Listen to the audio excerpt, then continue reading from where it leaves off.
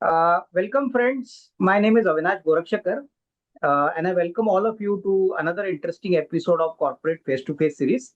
As all of you are aware, friends, we introduce to you emerging companies from emerging sectors and talk to the promoters and the top managements of such companies so that all of us can understand these businesses in a much better way. We get to talk to the promoters and the top management and understand their business, their growth journey, their future growth plans. And friends, today we got another interesting company which is going to hit the capital market very soon. The company today we are going to introduce is Aradhya Disposable Industries Limited, and I have the privilege of having the managing director Mr. Sunil Maheshwari. Sunil ji बहुत बहुत धन्यवाद sir time देने के लिए. मुझे यकीन है sir इस छोटे इंटरव्यू में बहुत कुछ आपके कंपनी के बारे में हमको जानने को मिलेगा और हमारे इन्वेस्टर्स आपके इस इंटरव्यू से काफी बेनिफिट करेंगे. धन्यवाद सर। सुनील जी पहला सवाल जो इम्पोर्टेंट है जो बेसिक भी है, हमको आपके बिजनेस के बारे में बताइए सर. मेन बिजनेस हमारा क्या है, हमारा बिजनेस मॉडल क्या है, और सर ये बिजनेस हमने कैसे शुरू किया. अपनी बिजनेस जर्नी के बारे में कुछ बताइए. इसके बारे में we would love to hear from you. Sir अभी हमारी जो कंपनी है प्रेजेंट में डिस्पोजेबल का रॉ मटेरियल बनाती है और हम लोगों ने ये कंपनी 2014 में चालू किया था। 2014 में जब हम लोगों ने कंपनी चालू किया था, जब पेपर कप बनाने से कंपनी को चालू किया था और पेपर कप बनाने की मशीन्स लेके आए हैं। बाद में हम उसकी बैकवर्ड इंटीग्रेशन की मशीनें लेके आए हैं, जैसे कि पी कोटिंग मशीन हो गई, प्रिंटिंग मशीन हो गई और पंचिंग मशीन हो गई। क्योंकि जब हम लोग पेपर कप का रॉ मटेरियल कहीं और से प्रोक्योर कर रहे थे तो रॉ मटेरियल लेने में बहुत सारी दिक्कतें आती थी। और उस समय रॉ मटेरियल जो बनता था केवल दो ही जगह पर बन रहा था, शिवाकाशी एंड दिल्ली। तो दिल्ली और शिवाकाशी वालों को एडवांस देने के बाद भी रॉ मटेरियल टाइमली नहीं मिलता था। तो फिर हम लोगों ने बैकवर्ड इंटीग्रेशन के लिए गए और कोटिंग मशीन, प्रिंटिंग मशीन और स्लीटिंग मशीन एंड पंचिंग मशीन लेके आए और डाला। और 2017 में हम लोग फिर एक एक्सपांशन लेके आए, 2019 में फिर एक्सपांशन लेके आए, 2022 में जो हम लोग एक्सपांशन लेके आए हैं वो लेके आए बायोडिग्रेडेबल केमिकल कोटिंग मशीन्स का, जो कि प्लास्टिक फ्री मटेरियल है, जो कि भारत सरकार के द्वारा जो सिंगल यूज प्लास्टिक पर प्रतिबंध लगाया गया उसके कारण हम लोग लेके आए। और आज की तारीख में हम बायोडिग्रेडेबल रॉ मटेरियल्स बना रहे हैं और इंडिया के जो 3 मुख्य प्लेयर है बायोडिग्रेडेबल्स, उनमें से हम एक हैं। ठीक है सुनील जी, बहुत अच्छी तरह से आपने और समझा है. मुझे बताइए सुनील बाकी जी, हमारी इंस्टॉल कैपेसिटी कितनी होगी अभी करंट.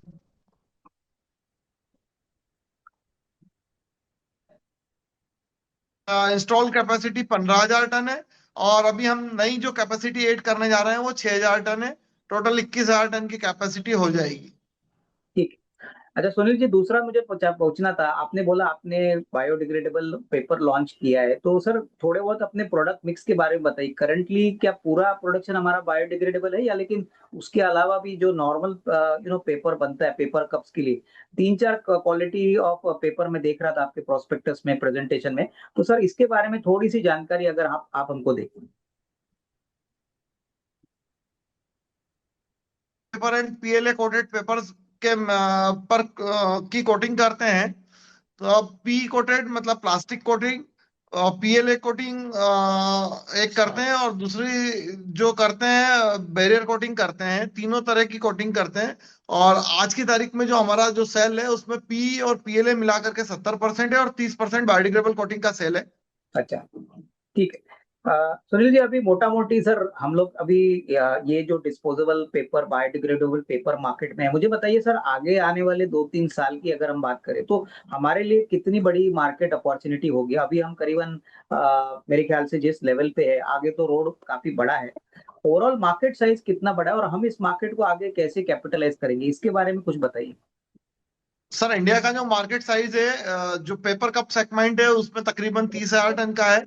और बाकी जो अदर सेगमेंट है, बर्गर का सेगमेंट हो गया या दूसरे फूड पैकेजिंग का सेगमेंट हो गया, फार्मा सेगमेंट हो गया, एफएमसीजी सेगमेंट हो गया, उसमें जो मार्केट साइज है वो काफी बड़ी साइज है। वो तकरीबन 30 से 35,000 टन की वो भी साइज है। इस तरीके से मिला करके जो बायोडिग्रेडेबल पी और पीएलए मिलाकर के करीब 65,000 टन की साइज है। हाँ. उसमें से हम तो मात्र 21,000 टन का ही हमारा कैपेसिटी रहेगा। ओके. बाकी अदर प्लेयर्स इंडिया में है। अच्छा. और सर इसमें लेवल ऑफ आपने बोला कि बायोडिग्रेडेबल में तो सिर्फ 3 प्लेयर है, लेकिन हमारा जो एग्जिस्टिंग प्रोडक्ट पोर्टफोलियो है इसमें कितने लोग होंगे? कि कुछ कंपटीशन इंटेंसिव है या यहाँ पे मार्केट बड़ा है, सबको अपना अपना बिजनेस मिलता है? सर इसके बारे में क्या आपका कहना है? अब मार्केट बड़ा है और सबको अपना अपना बिजनेस मिलता है। और आज की तारीख में वो जो मुख्यतः 3 प्रोडक्शन वाले हैं, उसके अलावा भी जो छोटे प्रोडक्शन करने वाले लोग हैं वो काफी सारे हैं सर। वो सब अपने अपनी कैपेसिटी के हिसाब से और अपने अपने प्रोडक्ट पोर्टफोलियो के हिसाब से काम करते हैं। हमारा प्रोडक्ट पोर्टफोलियो आज की तारीख में काफी सारा है। हम ओजीआर पेपर बना रहे हैं, एमटीआर बना रहे हैं, ओटीआर बना रहे हैं, बैकऑन पेपर की हम लोग बनाने जा रहे हैं अब। इसके बाद में थर्मल पेपर बना रहे हैं। तो ऐसे हमारा प्रोडक्ट, काफी सारे प्रोडक्ट है हमारे इसमें जो जो हम लोग बना रहे हैं। और बाकी जो प्लेयर है, कुछ प्लेयर केवल ओजीआर बना रहे हैं, कुछ प्लेयर एमटीआर बनाते हैं, कुछ ओटीआर बनाते हैं।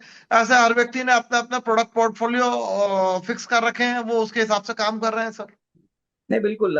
सुनील जी, हमारा ओवरऑल कस्टमर बेस कितना है? लाइक ये जो अभी अभी हमने करंटली रेवेन्यू जनरेट किया है FY 25 का, मोटा मोटी सर कितने B2B कस्टमर्स हमारे अभी करंटली होंगे जहाँ पे हम उसको सर्विस देते हैं? सर करीब जो हमारा रेवेन्यू है इसमें 80% बी टू बी कस्टमर्स है और 20% बी टू सी कस्टमर है। अच्छा। और कुछ हमारा पोर्टफोलियो वैसा भी है कि जहां पर हम लोगों ने बी टू बी कस्टमर को लेना रिक्वायर्ड कर रखा है। जैसे कुछ प्लांट्स हैं जहाँ पे हमारे प्रोडक्ट हमने अप्रूव करा रखे हैं, जो पी कोटिंग के हैं, पीएलए कोटिंग के और बैरियर कोटिंग के प्रोडक्ट्स उनसे अप्रूव करा रखे हैं, क्वालिटी उनसे अप्रूव करा रखी है। अब उनके लिए कन्वर्टर कोई भी हो, उसको प्रोडक्ट हमारा ही लेना होगा। और वैसा हम लोगों ने वहां से अप्रूवल करा रखे हैं। अच्छा सुनील जी, मैं देख रहा था कि आपका एक्सपोर्ट मार्केट भी अच्छा चल रहा है, तो एक्सपोर्ट मार्केट में बताइए सर, हम लोग क्या कर रहे हैं, कौन से मार्केट्स को टैप कर रहे हैं, और आपको क्या लगता है कि एक्सपोर्ट मार्केट भी हमारे प्रोडक्ट के लिए बड़ा पोटेंशियल रखता है? सर आज की तारीख में जो हमारा एक्सपोर्ट मार्केट है वो 30% के आसपास है। जो कि हम पूरे होल गल्फ में काम कर रहे हैं और गल्फ में ही काम कर रहे हैं मेजरली। और जो गल्फ का हम लोगों ने काम चालू किया 2022 के पहले, हम वहां पर पेपर कप सप्लाई किया करते थे गल्फ के अंदर। 2022 के बाद जब कोरोना खत्म हुआ और चाइना बहुत ज्यादा एक्टिव हुआ और चाइना ने गल्फ के अंदर थोड़ा सा वर्क बढ़ाया, तो हमें तकलीफ जाने लगी क्योंकि हमारा आइटम था पेपर का, वो बहुत लाइट वेट आइटम था। फिर हम लोगों ने वहां पर कुछ लोगों को सेटअप डलवाए जो कि पेपर कप बनाने के थे। और पेपर कप बनाने के सेटअप डलवा करके रॉ मटेरियल प्रोवाइड करना चालू किया। तो एक कंटेनर में हमारा जो रॉ मटेरियल था वो 28 टन जाने लगा, जो कि 4 से 5 टन के बीच में पेपर कप जा रहा था। और उन लोगों को भी पैसा कमाने को मिला जो गल्फ वाले थे, और उन्होंने भी काफी अच्छे से सेटअप डाले हैं। तो हम लोगों के इस तरह के टाइप होकर के गल्फ में हमारा काफी काम अच्छा अभी चल रहा है। और अभी जो गवर्नमेंट ऑफ इंडिया ने यूएस और यूके, दो जगह जो संधि की है, उससे हमारा काफी काम इम्प्रूव होगा। और ठीक है, समझ गया। सर अभी मुझे बताइए, फाइनेंशियल छोड़ दीजिए थोड़े टाइम के लिए, मुझे बताइए कि सर हम लोग जो कस्टमर्स के साथ काम करते हैं, मुझे लगता है ऐसा भी होगा, आई मीन मोस्टली कि रिपीट बिजनेस काफी ज्यादा होगा आपको। तो मुझे बताइए सर, ये बिजनेस में आपने कस्टमर्स को रिटेन कैसे किया है? अल्टीमेटली आपकी प्रोडक्ट क्वालिटी अच्छी है, सर्विस अच्छी है, तो ही कस्टमर वापस आपको रिपीट बिजनेस देगा। तो सर 2-3 चीजें ऐसे मुझे बताइए जो हमने दूसरों से अलग की है और हमको थोड़ा सा डिफरेंशिएट करता है। तो sir 1 or 2 points if you can share. Sir एक तो जो हमारा प्रोडक्ट होता है, हमारे प्रोडक्ट में सबसे जो महत्वपूर्ण चीज होती है उसकी डीकोटिंग नहीं होना चाहिए। जो भी हम फिल्म की लेयर लगा रहे हैं उस पे, बायोडिग्रेडेबल हो या पीएल हो या पी हो, उसको डिग्रेड नहीं होना चाहिए। तो वो हमारी विशेषता है। वो हम एक हमारा आरएनडी का पार्ट है, कितनी टेम्परेचर पे और कितना उसमें कोरोना ट्रीटमेंट देना और क्या प्रेशर रखना, वो एक हमारी आरएनडी है। साथ में हमारे प्रोडक्ट में एक रिपल करके एक प्रोडक्ट होता है जो कि पेपर कप के आउटर साइड में लगाया जाता है। वो प्रोडक्ट में हमारी मास्टरी है और आरएनडी है। उसको 120 डिग्री टेम्परेचर पे वो प्रोडक्ट सिल होता है, जबकि हम उसको 250 डिग्री टेम्परेचर पे प्री कोटिंग करते हैं और बनाते हैं प्रोडक्ट को, और सक्सेसफुली बना रहे हैं। उसमें हमारी आरएनडी है। वो हमारी कंपनी के अलावा आज भी कोई भी उसको पूरे इंडिया में और चाइना में और कोई उसको उस तरीके से नहीं बना पा रहा है। तो उसमें हमारी आरएनडी है सर। नहीं बिल्कुल। सर अच्छी बात है। सुनील जी मुझे बताइए, अभी बायोडिग्रेडेबल पेपर आपने जो बोला, इंडिया में सर अभी आपको क्या रिस्पॉन्स मिल रहा है? आपको क्या लगता है कि अगले 2-3 साल में biodegradable paper will be big opportunity for us? क्योंकि अभी एनवायरमेंटल को लेके बहुत सारी बातें हो रही है, कस्टमर भी अवेयर हो गया है। तो सर ऐसे कोई बड़े कस्टमर्स है जहाँ पे आपने ऑलरेडी सप्लाई किया है, या अभी ये ट्रेंड मेरे ख्याल से आगे चलेगा? सर इसके बारे में थोड़ा if you can tell us. Sir biodegradable paper आज उसी स्थिति पे जिस स्टेज पे हम लोगों ने पेपर कप चालू किया था, आज से 2014 में हमने ये यूनिट चालू किया था। तब प्लास्टिक का कप जो होता था 7 पैसा में बिकता था, और पेपर का कप 23 पैसा में बिकता था। तो ऑलमोस्ट 3 गुना की कॉस्ट पे बिकता था। ऐसे ही आज बायोडिग्रेडेबल पेपर है जो अर्ली स्टेज पर है बहुत। और आज इसकी कॉस्टिंग नॉर्मल जो पी कोटेड पेपर होते हैं उससे करीब तकरीबन 20 से 25% ज्यादा आती है। और इसको हम लोगों ने अर्ली स्टेज पे चालू किया है, तो अर्ली एडवांटेज भी हम लोगों को मिल रहे हैं। और बड़े सारे जो जितने भी बड़े ग्रुप हैं, मैकडोनल्ड्स हो गए, कॉफी कॉफी डे हो गए, और जितनी भी बड़ी कॉफी चेन है आज की तारीख में, सारे लोग बायोडिग्रेडेबल पेपर ही यूज कर रहे हैं। तो हम लोगों को रिस्पांस बहुत अच्छा मिल रहा है सर, और कहीं कोई दिक्कत नहीं। और आने वाले समय में जैसे जैसे अवेयरनेस बढ़ रही है प्लास्टिक के तरफ तरफ, और सिंगल यूज प्लास्टिक पे गवर्नमेंट ने भी बैन लगा रखा है, तो आने वाले समय में इसकी आवश्यकता भी ज्यादा पड़ेगी और हमारा मार्केट शेयर भी बढ़ेगा। नहीं नहीं, ठीक है, आई थिंक आपने सही कहा। सुनील जी अभी थोड़ा सा फाइनेंशियल्स के बारे में बात करते हैं। मैं देख रहा था कि FY 25 में नंबर्स काफी अच्छे हैं। 74 करोड़ से 114 करोड़ का रेवेन्यू हो गया है। आपका प्रॉफिट करीबन 10.27 करोड़ है, जो पिछले साल करीबन 3.9 करोड़ था। तो सर पहली बात बताइए कि प्रॉफिटेबिलिटी तो बहुत तगड़ा बढ़ा है, ऑलमोस्ट डबल से ज्यादा हो गया है। तो इसका मेन वजह क्या थी? क्या मार्जिन इंप्रूव हो गए, या प्रोडक्ट मिक्स इंप्रूव हो गया, या रॉ मेटेरियल का खर्चा थोड़ा कम हो गया? तो मेन रीजन क्या था इस प्रॉफिट जंप का? सर जो मेन रीजन है, हमारी जो नई कैपेसिटी आई है बायोडिग्रेडेबल की, वो और दूसरा हम लोगों ने मशीन्स के अंदर काफी R&D करके नया अमेंडमेंट किए हैं। उससे हमारे पावर के खर्चे कम हुए हैं। आप देखेंगे कि हमारे पावर के एक्सपेंसेस पहले भी वही थे और अभी भी वही है। उसका कारण ये हुई है कि हमने टेक्नोलॉजी पे बहुत ज्यादा ध्यान दिया हुआ है। तो टेक्नोलॉजी के कारण भी नंबर्स में हमारा इंप्रूवमेंट आया है। साथ में हमारा जो बायोडिग्रेडेबल का कैपेसिटी आया है उसमें हमें अर्ली मूवर एडवांटेज मिल रहे हैं। उससे हमारे नंबर्स काफी अच्छे हैं, और आने वाले समय में भी ये नंबर्स और ज्यादा इंप्रूव होंगे। क्योंकि अब जब हमारे पास वर्किंग कैपिटल का जो पैसा रहेगा वो इंटरेस्ट फ्री आएगा, तो हमारे नंबर्स और ज्यादा इंप्रूव करेंगे। और हमारी जो टेक्नोलॉजी जो नई मशीनें आ रही है अभी, उससे हम जो बैक ओवन पेपर बनाने वाले हैं, उसमें पेपर की क्वालिटी तो यही रहेगी, परंतु जो कन्वर्जन होगा और जो नई क्वालिटी बनने वाली है हमारी, वो 400 रुपए केजी से लेकर के 600 रुपए केजी के बीच में बिकेगी। तो उससे हमारे नंबर्स और बेहतर होंगे। नहीं ठीक है, आई थिंक बढ़िया सर। सर अभी थोड़ा सा मेन जो आज का इंटरव्यू का मेन क्वेश्चन है, कंपनी पब्लिक इशू कर रही है। तो सर मार्केट से हम कितना पैसा उठाने वाले हैं, कितना कैपिटल ऑफर रहेगा हमारी तरफ से? और सर ये पैसा कहाँ पे मेनली यूटिलाइज होने वाला है, इसके बारे में बताइए। सर हम लोग अभी जो मार्केट से पैसा उठा रहे हैं वो 45 करोड़ रुपए के आसपास उठा रहे हैं। उसमें से 15 करोड़ रुपया मशीनरी में यूज करने वाले हैं। देन 20 से 22 करोड़ रुपया वर्किंग कैपिटल में यूज करने वाले हैं। और बाकी जो अदर चीजें होती है कंपनी की, उसके लिए यूज होंगे, जैसे सोलर पैनल हो गया, जिससे हम रेवेन्यू अच्छे से और जनरेट कर सके। उन सब कारपोरेट पर्पस चीजों में यूज होने वाला है। अच्छा, और सर ये जो नई मशीनें आप बोल रहे हो सुनील जी, ये कब तक फैक्ट्री में फिट करके कमर्शियल प्रोडक्शन में कंप्लीट होने का अनुमान है? सर ये 1 अप्रैल 2026 का जो प्रोडक्शन आएगा, तब तक हम लोग ये कैपेसिटी इंस्टॉल कर लेंगे सर। अच्छा, और ये एग्जिस्टिंग फैक्ट्री में होगा ना सुनील जी? इसके लिए कोई नई फैक्ट्री तो आपको लगानी नहीं पड़ेगी? सर एग्जिस्टिंग फैक्ट्री में ही है। इसके लिए हम लोग ऑलरेडी फर्स्ट फ्लोर पर 30,000 फुट का एक गोडाउन बना चुके हैं जहां पर इंस्टॉल होना है। अच्छा, तो मोटा मोटी ये बात समझती कि अप्रैल 27 यानी मार्च 27 का जो साल रहेगा, वहां पे आपको इस मशीन की बेनिफिट मिलेगी पूरे साल का, राइट? ठीक है सर। ठीक है सर। अभी मेरे को बताइए सर, हमारे बिजनेस में, ये धंधे में सर, वर्किंग कैपिटल का क्या पीरियड होता है? मान के चलिए आपने कोई कस्टमर के लिए पेपर बनाया, उसने फिर डिलीवरी उठाई, बाद में फिर वो आपको पैसा देता है, तो ये कैश फ्लो सर कितने समय में आपको मिलता है? वर्किंग कैपिटल मोटा मोटी कितना होगा अपना? सर हमारे धंधे में जो वर्किंग कैपिटल का साइकिल होता है वो 90 दिन से 120 दिन के बीच में चलता है जनरली। और जो रॉ मटेरियल का स्टॉक रखना पड़ता है वो भी हमें 90 दिन से लेकर के 150 दिन के बीच में रखना पड़ता है। उसका कारण है हमारे पास वेरियस साइज है और बहुत सारी जीएसएम्स है। तो वेरियस साइज और जीएसएम के कारण कोई भी कंपनी को आज मैं ऑर्डर करता हूँ तो उनका रन लिमिटेड होता है, 3 दिन 4 दिन का रन आता है हमारे जो आइटम्स बनते हैं हमारे यहाँ उनका। और वो 3 दिन 4 दिन का रन जरूरी नहीं है कि जो नेक्स्ट रन है उसमें हमको ऑर्डर दे ही दे। उन लोगों हाँ। के पास भी बैकअप लगा रहता है। तो वहां से आने में तकरीबन 40 से 45 दिन लग जाते हैं। फिर मेरे पास मैन्युफैक्चरिंग में 15 दिन लग गए, बीस हाँ। दिन लग गए, क्योंकि मेरे पास भी और लोगों के ऑर्डर्स हैं।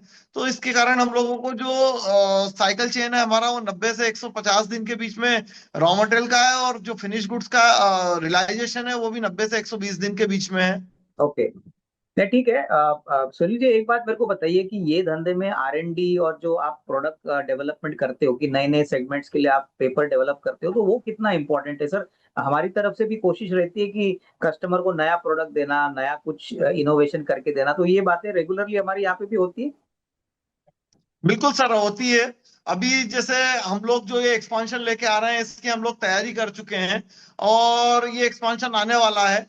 और इसका जो नेक्स्ट एक्सपांशन आना है हमारा 2028 में, अभी हम उस पे काम करना चालू कर दिए, क्योंकि ये तो काम पूरा हो चुका है। यहाँ तो अब मशीनें आकर के इंस्टॉल होना है और काम चालू हो जाना है। तो जो हमारी नेक्स्ट तैयारी है हम उसके अंदर भी लग चुके हैं अभी सर। बिल्कुल नहीं, आई थिंक अच्छी बात है, क्योंकि यही से आगे का ग्रोथ भी मिलेगा। सुनील जी, दूसरी बात मुझे पूछनी थी इन्वेस्टर के पॉइंट ऑफ व्यू से। देखिए, आपने अभी कंपनी खड़ी कर दी है, डिलीवरी भी आपने अच्छा दिया है, परफॉर्मेंस भी अच्छा दिया है, तो लोग आपके ऊपर भरोसा करके पैसा लगाएंगे। सर, आपके हिसाब से ये तो बड़ा माइलस्टोन है आपके कंपनी के हिस्ट्री में, कि कंपनी अभी पब्लिक इशू कर रही है, पब्लिक एंटिटी बनेगी। सर, नए निवेशकों को आपको क्या मैसेज देना चाहेंगे? पैसा तो सभी को बनाना है, लेकिन आपकी तरफ से what could be your broad message to the shareholders? Sir एक जो हमारी कंपनी है वो एक बायोडिग्रेडेबल प्रोडक्ट्स की कंपनी है। तो इसमें बहुत ज्यादा ग्रोथ है आज की तारीख में, और आने वाले समय में और बहुत ज्यादा ग्रोथ रहेगी। तो एक निवेशकों को हमारे साथ आकर के आने वाले समय में बहुत अच्छी जिसको बोलते हैं पैसा बनाने को मिलेगा, और साथ में बहुत अच्छा ग्रोथ मिलेगा, और साथ में एक खुशी रहेगी कि हम कोई बायोडिग्रेडेबल के प्रोडक्ट्स के काम करने वाली कंपनी के साथ जुड़े हुए हैं जो एनवायरमेंट फ्रेंडली है और जमीन को जाकर के खराब नहीं कर रही है। नहीं नहीं, आई थिंक सर, आपने डिलीवरी दी है, आपने परफॉर्मेंस दिखाया, तो लोग जरूर आपके ऊपर विश्वास करके आपका इशू सक्सेसफुल करेंगे ही, उसमें कोई डाउट नहीं। सर, आखिरी सवाल सुनील जी, जो हमारा धंधा है, देखिए, अब तक तो आपने बहुत अच्छा मैनेज किया है, लेकिन हमारे धंधे में सर सबसे बड़ा रिस्क क्या है? क्योंकि देखिए, कोई भी इन्वेस्टर जानना चाहेगा कि इसमें रॉ मटेरियल रिस्क है, या एग्जीक्यूशन रिस्क है, या गवर्नमेंट की कोई पॉलिसी चेंज का रिस्क है। तो आपके तरफ से सर, जब आप रोज बिजनेस करते हो, तो ऐसा कौन सा रिस्क फैक्टर है जो आप नंबर वन रखते हो, और जो जहाँ पे आपने अच्छी तरह से आपने अभी तक उसको कंट्रोल किया है? तो सर, इसके बारे में कुछ बताइए। सर जहां तक मैं समझता हूँ मेरे धंधे में मुझे नहीं लगता कि कोई रिस्क है। उसका कारण है कि मैं तो कन्वर्टर हूँ बेसिकली। पेपर कंपनियों से जिस भाव में पेपर आता है मैं मेरी कन्वर्जन कॉस्ट जोड़ करके आगे फॉरवर्ड कर देता हूँ। और जनरली जो हम लोगों के सौदे भी होते हैं वो बाहर हो, आउट ऑफ इंडिया हो या इंडिया के अंदर हो, जब भी कस्टमर हम लोगों को रॉ मटेरियल की रिक्वायरमेंट करता है हम आगे से पहले मिल से रेट लेते हैं, उसी के बाद आगे रेट देते हैं। और पेपर की जो मिलें हैं अभी जैसा एपीपी इंडिया में आने वाली है, तो जो क्वालिटी आज हमें नहीं मिल पा रही थी, हाँ। जो बल्क हमें नहीं मिल पा रहा था वो भी हमें मिलना चालू हो जाएगा। तो सर मुझे कहीं पे भी कोई भी रिस्क इस धंधे में लगती नहीं है। और साथ में इस धंधे की विशेषता ये है सर, ये मल्टी प्रोडक्ट्स में ये चीज लग रही है। ये एफएमसीजी में भी लग रही है, ये आपका फूड फूड पैकेजिंग में भी लग रही है, ये आपका जो ऑटो पार्ट्स मोबाइल है, ऑटो पार्ट्स लाइन है वहां पर भी लग रही है। इसके बाद में दूसरी जो पैकेजिंग अपन करते हैं वहां पर भी लग रही है। तो सर ये यहाँ पर कहीं कोई रिस्क तो मुझे नजर नहीं आती है सर। नहीं नहीं, बिल्कुल। आई थिंक जिस प्रकार से आपने बिजनेस को सेट किया है, रनवे तो बहुत बड़ा है, और होपफुली सर आगे भी अच्छे नंबर्स आएंगे, ऐसे सभी लोग एक्सपेक्ट करेंगे। तो सर, इसी के बाद सर, बहुत बहुत धन्यवाद सर, थैंक यू। आपने अच्छी तरह से हमको थोड़ी बहुत अच्छी जानकारी कंपनी के बारे में दी। तो मेरी तरफ से सर, आपको, आपकी पूरी मैनेजमेंट टीम को बेस्ट विशेस, और सर, पब्लिक इशू के लिए भी बहुत बहुत धन्यवाद। Thank you sir. धन्यवाद सर आपको भी।